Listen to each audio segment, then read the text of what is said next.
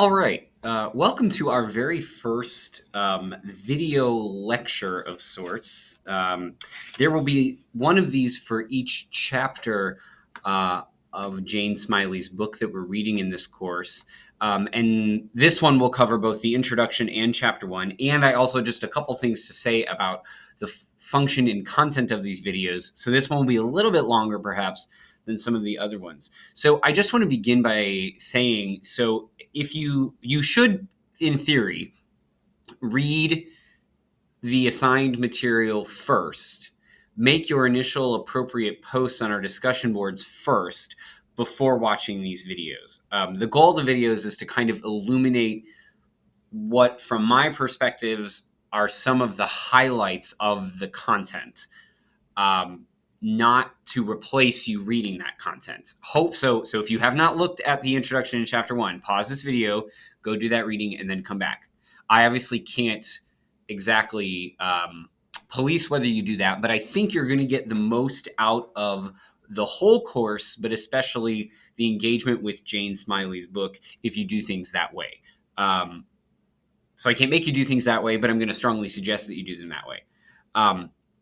So one thing that I will also mention about this, if you have read the introduction and first chapter, is Jane Smiley is incredibly smart. There is a ton that we can learn from her, and she seems to illuminate something meaningful and impactful and complex about novel writing in every sentence that she writes. And so what I've tried to do is really just to distill out a couple of things from each chapter in these videos to really dwell on. Things that when I read them, I go, that's worth thinking about and worth talking about a little bit. But this does not mean that you finding other things more significant and more meaningful and more impactful is in any way wrong. This is not me saying that there isn't anything else meaningful and impactful besides the passages I'm going to talk about here. I too find you could put just about every sentence of every chapter of this book into a presentation as the highlights that are important. But I've really just tried to distill down things that I go, this gives me something to think about, something worth mentioning. Okay. So really what I've done in these videos is taken direct quotes with page numbers with them so you can go find them relatively easy. And I'm just going to kind of riff on them very briefly as ways of thinking about writing the work that we're doing in our course. And then we'll obviously elaborate on the things that you all find meaningful in our discussions of these content, of these chapters on our discussion boards. So let's go ahead and start. So there's a number of things from the introduction I just want to get to first. So I find it really interesting when she talks about this idea that what she's working on is prolonging an already prolonged piece of fraudulence. This is in the section of this introduction where she's talking about struggling with this book she's working on. And the reason I bring up this passage is not to make us all feel like we're frauds, but to point out that shortly after this, on the next page, she writes about the many books that she'd written that were quite accomplished before she was having this feeling. By this time, she had won the Pulitzer Prize, had published a dozen books. And so I think what the point of me bringing this up is that as you are embarking on working on these projects, it's really worth thinking about the fact that someone who's had that level of success can feel what is almost in some ways imposter syndrome, right? We've tossed around this term before. And sometimes that never goes away. And I don't say that to be a negative Nancy, but to point out that the feelings that we often have about frustration and feeling like failures are universal. Like these are normal parts of the process to feel.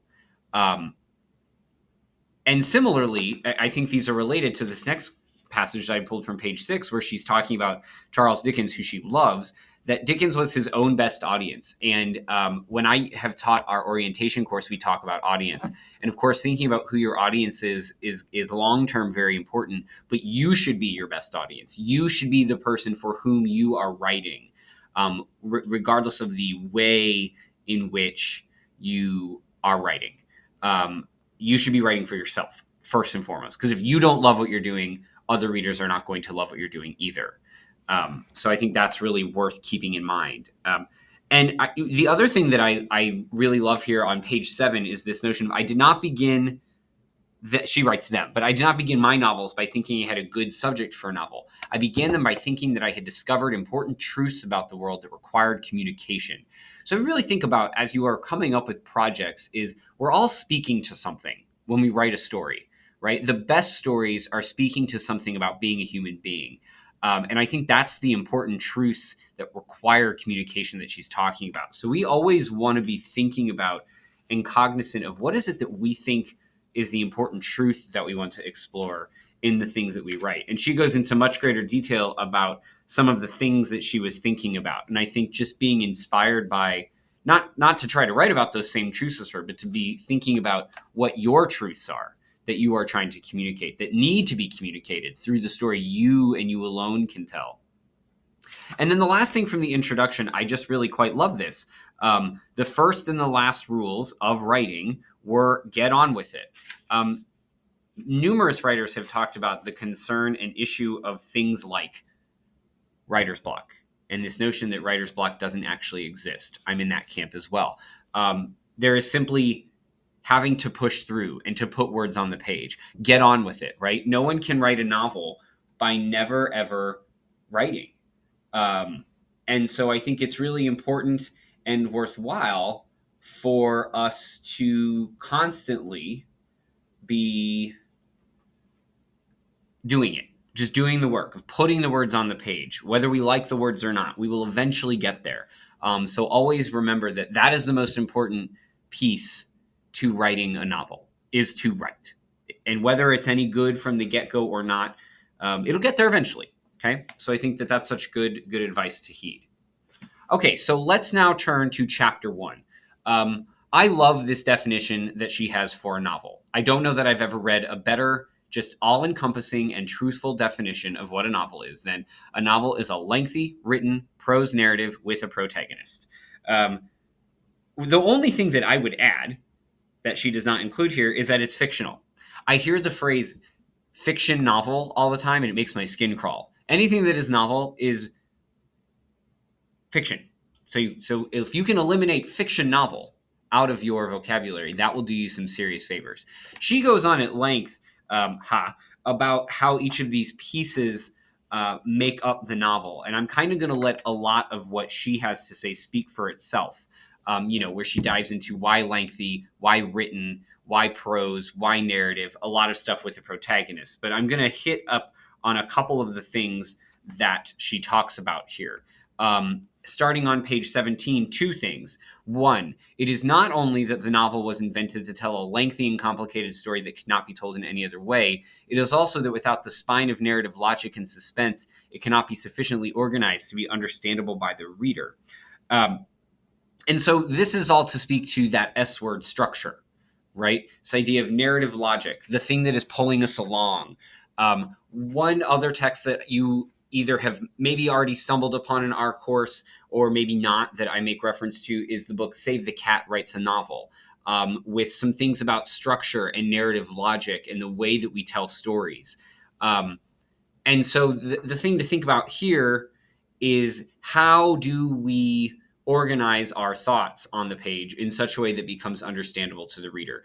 I've often told students when in a previous life, I taught introductory level writing courses to undergraduate students. And the first concept as it relates to writing that we talked about is the concept of image. And within that, one of the things we talked about is that when you distill everything of writing down is you as a writer are trying to communicate pictures to a reader through words. And the greatest writers communicate those pictures the most sharply. And that is what we are trying to do. And this comes out of organization.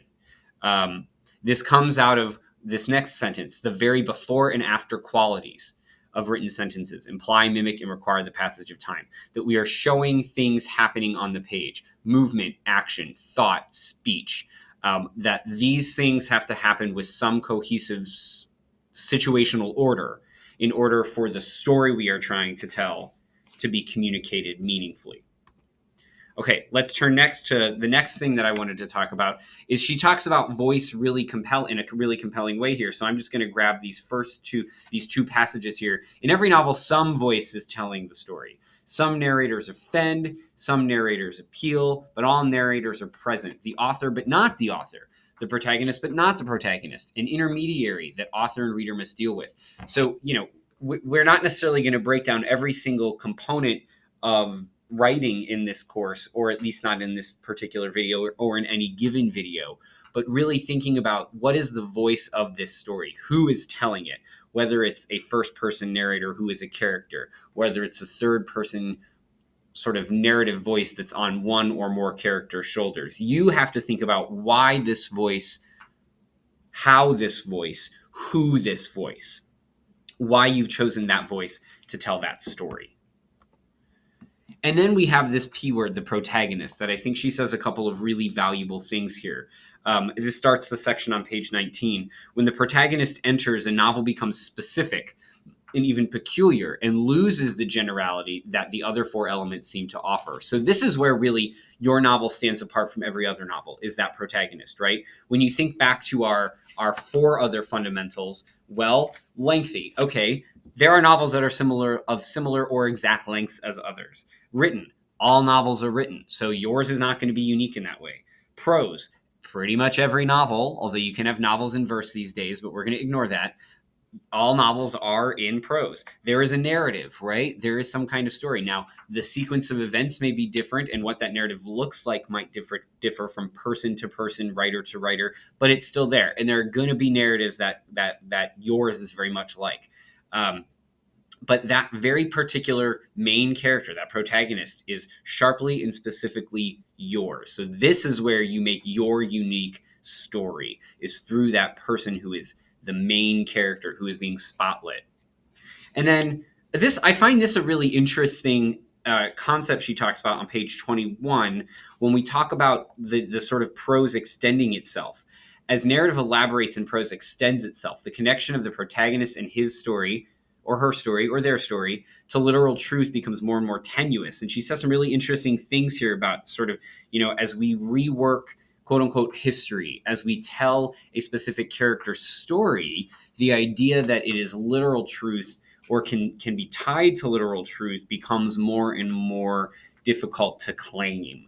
And just some really fascinating ways that she thinks about how, as fiction, we are leaving behind truth the more we get into the story that we're telling. I just think that's worth thinking about. And what does that mean for the stories we're telling? Okay, just a couple of other things. Last two that I want to touch on in the latter part of this chapter that moves from, and she does this interesting moving from the notion of simplicity to complexity. But here's what I really want to hone in on from the second section. At the top of page 25, focusing on the workings of a single mind gives rise to questions of why that mind works that way, or under what circumstances the mind works in that way, or how that mind is unique, thereby warranting such focus. So this makes me think a little bit, going back to that question of like why you are telling this story, what is the value of this story that you're telling? I think of both the universality and the specific individuality of that version of the world that you are presenting.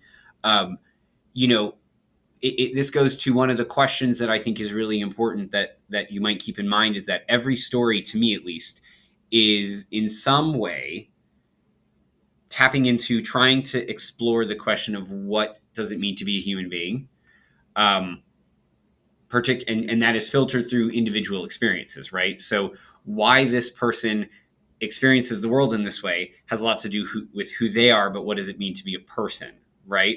That's what I'm talking about. We're talking about with these circumstances, the mind works in that way. What is it about being a human being that makes this particular person act this particular way? And what does that say about the world that we live in, about the universal experience of being a person, right?